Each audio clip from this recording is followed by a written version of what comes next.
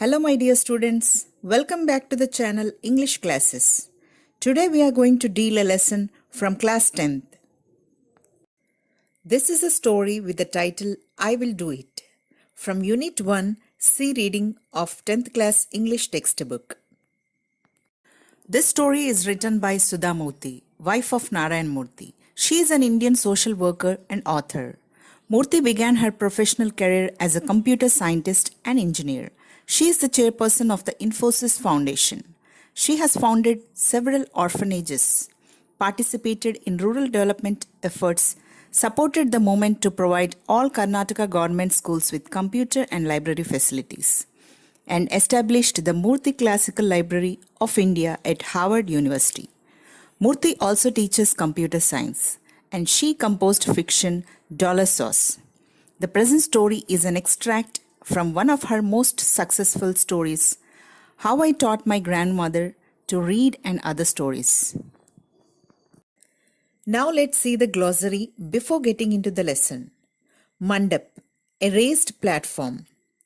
D-Day, a date on which something important is expected to happen. Icon, a famous person or thing that people admire and see. As a symbol of particular idea, way of life, etc. Philanthropist, one who devotes his service or wealth for the love of mankind. Let's begin the story. He was short, he was sharp, he was brightest boy in his class. His seniors used to ask him to solve their difficulties in science. He could have gone unnoticed in a crowd, but once you asked him a question related to physics or maths, there was a spark in his eyes. He could grasp theories of science faster than the speed of light. The present story is on Narayan Murthy, about his childhood days, written by his wife Sudha Murthy. This short boy was very sharp and bright. Even his seniors used to ask him doubts in science. There used to be spark in his eyes whenever questions were asked on maths and physics. His grasping power was faster than the speed of light.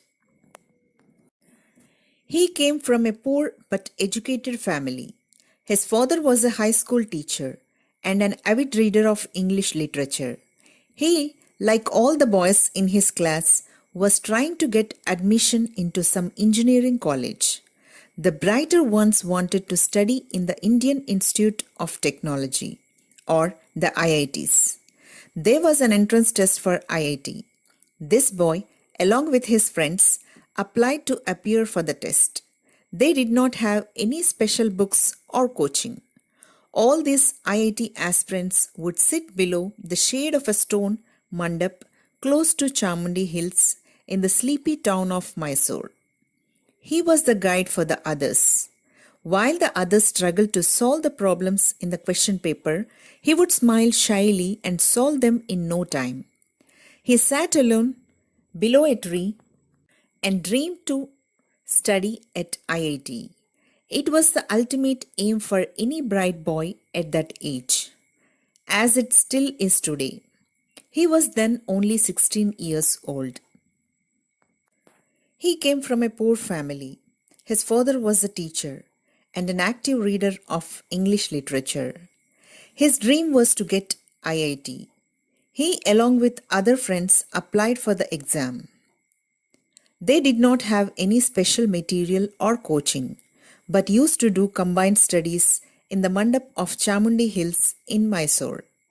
He used to guide the remaining students and solve the problems in the question paper. He was just 16 years then. D-Day came. He came to Bangalore, stayed with some relatives and appeared for the entrance test. He did very well, but would only say okay when asked. It was the opposite when it came to food. When he said okay, it implied bad. When he said good, it implied okay. When he said excellent, it implied good. His principle was never to hurt anyone. The IIT entrance results came. He had passed with a high rank. What a delight for any student. He was thrilled. He went to his father, who was reading a newspaper. Anna, I have passed the exam. Well done, my boy. I want to join IIT. On the entrance day, staying at relatives in Bangalore, he appeared the test. He used to be simple and never hurt anyone. In the results, he passed with high rank. He was very much happy and informed the same to his father and wished to join in IIT. His father stopped reading the paper. He lifted his head, looked at the boy, and said with a heavy voice, My son, you are a bright boy. You know our financial position. I have 5 daughters to be married off and 3 sons to educate. I am a salaried person. I cannot afford your expenses at IIT. You can stay in Mysore and study as much as you want. His father, who was reading newspaper, stopped it and said heavily that he should know about the financial position of his family. He had to get married of 5 daughters and had to educate 3 sons. And he cannot afford for IIT. So asked him to study at Mysore as much as he can. Indeed, it was a very difficult situation for any father to say no to his bright son. But circumstances were like that. It was common then for the man to be the single earning member with a large family dependent on him. His father was sad that he had to tell the bitter truth to his son. But it could not be helped. The boy had to understand reality. The teenager was disappointed. It seemed his dreams had burned to ashes. He was so near to fulfilling his fondest hope, yet so far. His heart sank in sorrow.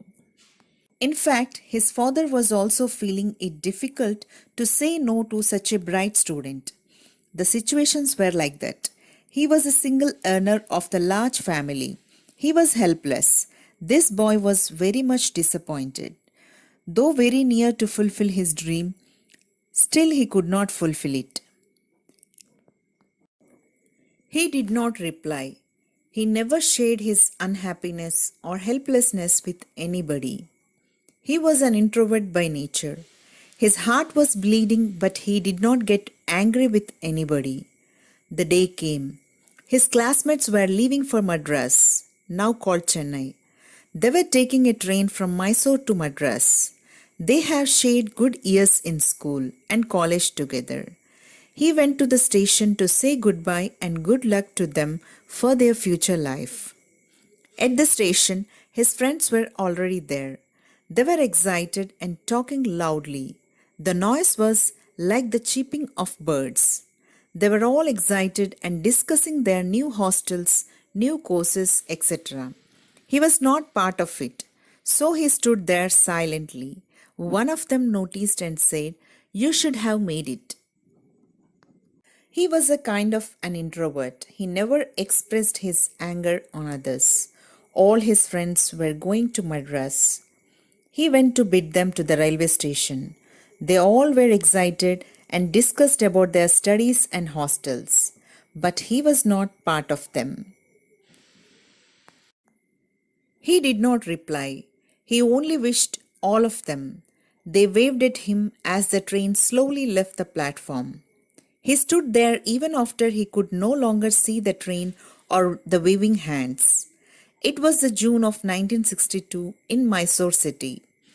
Monsoon had set in and it was getting dark. It had started to drizzle, yet he stood there motionless. He said to himself, without anger or jealousy, all students from the IIT study well and do big things in life, but it is not the institution. Ultimately, it is you and you alone who can change your life by hard work. He wished them good luck and remained there for a long time. It was in June 1962. Though it was raining and became dark, he remained there without moving. He convinced himself, saying that we can change our lives by hard work. It is not the institution, but it is the one's will which will bring success. and also wished good for others. Probably he was not aware that he was following the philosophy of the Bhagavad Gita. Your best friend is yourself, and your worst enemy is yourself. Later, he worked very hard and focused on one thing, never bothering about his personal life or comforts. He shared his wealth with others. He never used the help of any caste, community, or political connections to go up in life. A son of a school teacher showed other Indians it was possible to earn wealthy legally and ethically. He built a team of people who were equally good. Unknowingly, he was following the saying from Bhagavad Gita, your best friend and your best enemy are yourself. After that, he worked hard and never bothered about personal comforts. Without any help of caste, community, or political power, he became a successful person and helped others financially. He proved that a son of a teacher could earn wealth ethically and legally. He formed a team of people who were similar in thoughts to him. He became a pioneer of India's software industry and started the information technology wave. Today he has become an icon of simplicity, uncompromising quality and fairness. Apart from being a philanthropist, he really believes in the motto powered by intellect and driven by values. He is none other than Nagavara Ramarao Narayanamurthy, the founder of Infosys, a leading IT company in the world. He was the starter of software industry, who started IT in India. He is the icon of simplicity. He is a philanthropist. He is the man powered by intellect and driven by values. And he is the person Nagavara Ramarao Narayanamurthy, the founder of Infosys, a successful and famous IT company in the world. Now let's see the overall summary of the story. Nagavara Ramarao Narayanamurthy is well known as the founder of Infosys, one of the leading IT companies in the world. He is an icon of simplicity, uncompromising quality, and fairness. Apart from being a philanthropist, he believes in the motto powered by intellect and driven by values. As a school-going lad, Narayanamurthy was the brightest boy in his class. He came from a poor but educated family. His father was a high school teacher. As all students, Narayanamurthy wanted to get admission in the IIT. He appeared for the entrance test and did well. He always dreamed of studying at IIT. He was thrilled to know that he passed the test with a high rank. When Narayanamurthy told his father that he wanted to join IIT, his father reminded him of their poverty. Murthy's father advised him to stay in Mysore and study as much as he wanted. His father was very sad to say this. Murthy was disappointed, and his heart sunk in sorrow. He was an introvert, so he never shared his sorrowfulness or hopefulness with anybody. When his classmates were leaving for Madras, Murthy remained silent. He wished them, and they waved at him as the train slowly left the platform. Even after the train had left, he stood there motionless. He believed that he only can change his life by hard work. He unknowingly followed, your best friend is yourself and your worst enemy is yourself, the philosophy of the Bhagavad Gita. With great determination, Narayanamurthy reached great heights in his life. He proved that it was possible to earn wealth legally and ethically. Hope you understood the story I Will Do It, The Childhood Days of Narayanamurthy, an inspirational story written by Sudha Murthy. Thank you for watching this. Do like, share and subscribe.